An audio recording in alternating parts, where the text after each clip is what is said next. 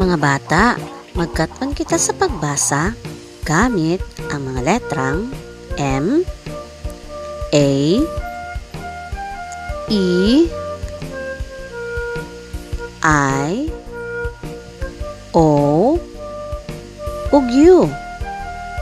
Ug karon atong hinumduman ang mga tingog ani nga mga letra.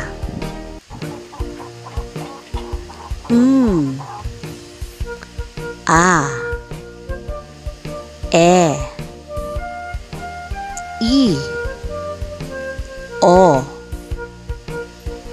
U.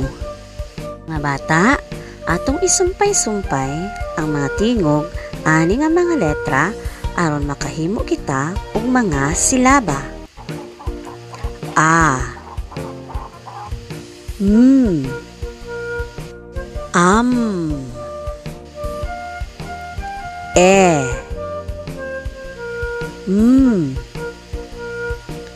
M, I,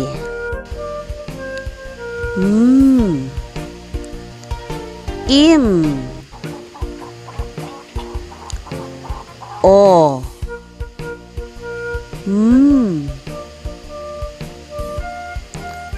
om, U,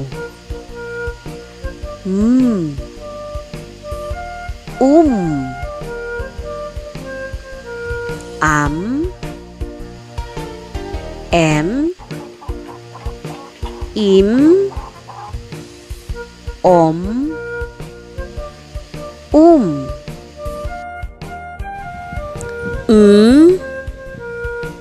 a, ma, e, me,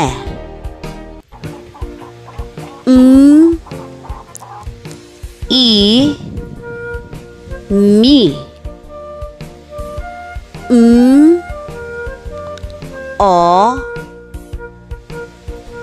mo, u, mu, ma, me, mi, mo, mu. Ug karon atong isumpay-sumpay ang mga silaba aron makaporma kita og mga pulong. A,